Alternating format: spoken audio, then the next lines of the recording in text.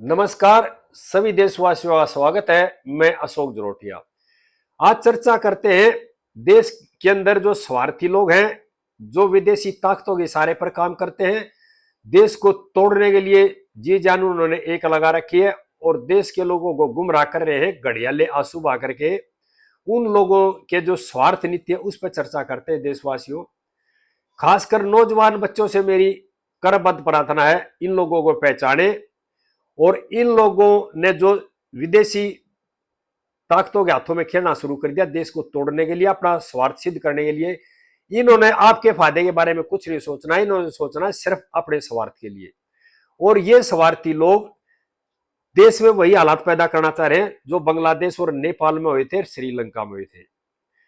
पिछले कई दिनों पहले जो हिंसा ले में देखने को मिली, उसमें भी एनजीओ का हाथ था, जो सोनम वांगचुक को गिरफ्तार कर लिया सरकार ने और उन्होंने ये हिंसा भड़काई थी। एक तरह से साजिश के तहत एक षड्यंत्र रचा था सरकार के खिलाफ और देश के खिलाफ। इसी तरह से और अब कई नेता ना नौजवान बच्चों में जाकर के घड़ियाले आंसू बहाते हैं और नौजवान बच्चों को, खासकर विशेष समुदाय के बच्चों को गुमराह कर रहे हैं। सोशल मीडिया पे एक वीडियो चल रहा है जिसमें हमारे योगेंद्र यादव जी रो का बड़ा ड्रामा कर रहे हो सोशल मीडिया पर, मैं इसलिए आया उसलिए आया। योगेंद्र यादव को दिल्ली की जनता ने पहले भी देखा था, आम आदमी पार्टी के टाइम से ये आम आदमी पार्टी में जुड़े थे और सत्ता हासिल करने के लिए आम आदमी पार्टी के जो नेता थे केजरीवाल जी, और इनके अंदर ही झगड़ा हो गया, केजरीवाल जी ने इनको भगा था पार्टी से। इनका ये है देशवासियों सतर्क। ये जो लोग है ना, ये अपना फायदा चाहते हैं, देश का फायदा नहीं चाहते, देश की जनता का फायदा नहीं चाहिए, इनको चाहिए सत्ता। और सत्ता में भी सही काम नहीं करेंगे, ये सत्ता में बेईमाना करके और भ्रष्टाचार करके देश की जनता को गुमराह करेंगे और देश का भला कभी नहीं कर सकते, सिर्फ अपना भला करेंगे। और इनकी टोटली नीति है देश का जो विकास हो रहा है उसको रोकना, देश को तोड़ना, देश की जनता को गुमराह करना। अब हाल के दिनों में यूपी में जैसे कानपुर में और बरेली में जो दंगे भड़के, इसी तरह से धीरे धीरे ये आग सुलगानी शुरू कर दी इन लोगों ने। और इनमें क्या है, विपक्ष के जो नेता हैं, खासकर कांग्रेस के हैं और कई विपक्षी पार्टी के नेता हैं जो काफी दिनों से सत्ता से दूर बैठे हैं, वो क्या करते हैं, अपने स्वार्थ के लिए भी किसी तरह की झूठा प्रचार करके देश के नौजवानों को गुमराह कर रहे हैं और देश में एक तरह से आग भड़काने की कोशिश कर रहे हैं।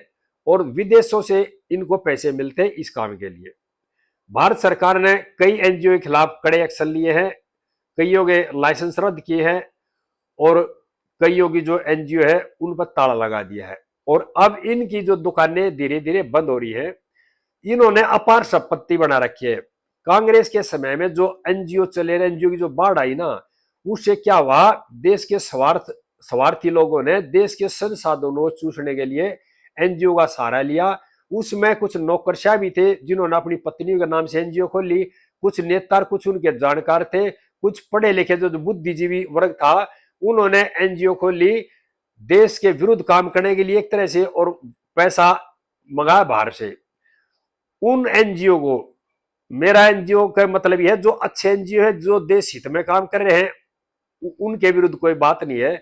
बात है उन एनजीओ को जो कि विदेशों से फंडिंग लेते थे और देश विरोधी काम करते थे, जिनको भारत सरकार ने कईयों को लाइसेंस रद्द कर दिए और कईयों पर बैन लगा दिया है। और अब जो लेह में जो हिंसा हुई है उसमें जो सोनम वांगचुक है उनको गिरफ्तार भी किया है और उनकी जो जांच हुई है एनजीओ की, उसमें भी कई ऐसी चीजें पाई गई है अगर जो देशद्रोही काम है और कई प्राइवेट खातों में पैसे लिए जा रहे हैं। ये जो टोटली इस तरह के लोग हैं ना, ये क्या करते हैं, ये करते हैं सारे सारे डीप स्टेट यानी अमेरिका के इशारे में काम करते हैं। इनका सिर्फ अपना स्वार्थ है, इनको पैसे मिलने चाहिए और देश के विरुद्ध काम करेंगे और पैसे के बदले। क्योंकि कोई भी आदमी किसी को पैसे जब देगा जब अपना हित साधना होगा उसने, और जब उनका हित सदागा इसलिए वो अपार पैसे देंगे इन लोगों को। और ये लोग कोई मेहनत नहीं करते, कोई काम नहीं करते, सिर्फ देश के विरुद्ध काम करेंगे पैसे लेने के लिए, और पैसे लेकर देश के विरुद्ध काम करते हैं टोटली। जब से देश में मोदी सरकार आई है, इस तरह के जो एनजीओ थे और ये बहुत सालों से चल रहे थे, जो देश का विकास की योजनाएं थे उनको रोकते थे, हाई कोर्टों में सुप्रीम कोर्टों में जाकर रेट लगा करके, और जो कार्यपालिका के अधिकारी थे उनके खिलाफ शिकायत करके। इनका एक एजेंडा था भारत को विकसित नहीं होने देना है, और ये करते थे किसके इशारे पे काम? डीप स्टेट और अमेरिका के पश्चिमी देशों के इशारे पे काम करते थे, क्योंकि दुनिया में भारत बहुत बढ़िया मुल्क है, हर तरह के संसाधन है यहाँ पर। इसका विकास बहुत पहले हो जाना चाहिए था, हमारे देश का विकास, हमारा विकसित देश पहले बन जाना चाहिए था। लेकिन उसके पीछे क्या है? बाहरी ताकतें हमारे देश का दोहन करेगी, लूटती रही हमारे देश को, और हमारे देश को विकसित नहीं होने दिया। और तमाम जो यूरोप के देश हैं और यूएस वगैरह हैं और कई बाहर के देश हैं, वो एक तरह से भारत का दोहन करते रहे और भारत को विकसित नहीं होने दिया। और उसमें साथ दिया हमारे देश के लोगों ने, जो एक तरह से देश के जयचंद थे। जब से मोदी सरकार आई है, उन्होंने देश को विकसित करने के लिए रास्ता चुना, बाहरी ताकतों का सामना किया, और एक तरह से हमारे प्रधानमंत्री जी ने जो ये सांप थे ना, इनके बिलों में इकट्ठा हाथ दे दिया, और ये जो सपोले थे, ये सांप थे, बिल बनाने लग गए। और इन्होंने फिर एक तरह से सरकार के खिलाफ षड्यंत्र रचने शुरू कर दिए, और षड्यंत्र में जब ये बार बार फेल होते रहे, तो अब इन्होंने क्या षड्यंत्र रच दिया कि देश के जो नौजवान बच्चे हैं ना, उनको बहकाने का और उनको गुमराह कराने का षड्यंत्र रच रखा है। और इसलिए देश में बार बार कई जगह बार बार दंगे करा रहे हैं, और किसी न किसी तरह से देश में नौजवान बच्चों को भड़काकर आग लगवाना चाह रहे हैं, और कुछ नहीं है इनका मकसद। सभी देशवासियों से प्रार्थना है, इन लोगों के बहकावे में ना आए।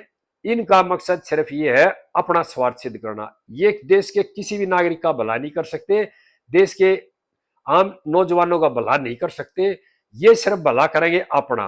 क्योंकि ये लोग मौजूदा सरकार से तिलमलाई इसलिए गए कि इनको जो फंडिंग होती थी उस पर ताला लगा दिया सरकार ने, और नजर रख दी इनकी जो भी एनजीओ इस तरह की थी, जो देश विरोधी काम कर रही थी, जो अपने स्वार्थ के लिए काम कर रही थी, जनता के समाज की भलाई के लिए कोई काम नहीं कर रही थी, उनके लाइसेंस रद्द कर दिए, उन पर ताला लगा दिया, उनकी फंडिंग बंद कर दी, और उन पर निगरानी रखनी कर दी सरकार ने। इन लोगों को दर्द है उस चीज का, क्योंकि ये देश के लोगों को गुमराह करके मलाई खा रहे थे, विदेशों से पैसा लेकर ऐशो आराम कर रहे थे, और देश की जो जनता है उसका कोई भला नहीं कर रहे थे।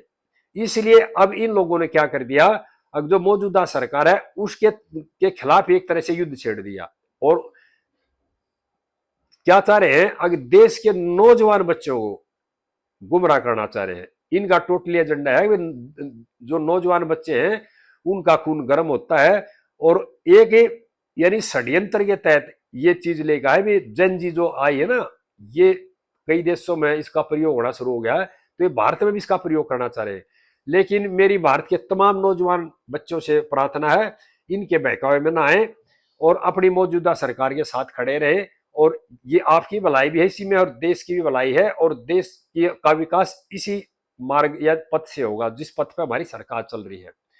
सभी देशवासियों से, खासकर नौजवान बच्चों से प्रार्थना है, इस वीडियो को ज्यादा ज्यादा शेयर करें, और सभी से प्रार्थना भाई इसको लाइक भी कर देना, और आगे इस तरह की बातें फिर बताता रहूंगा।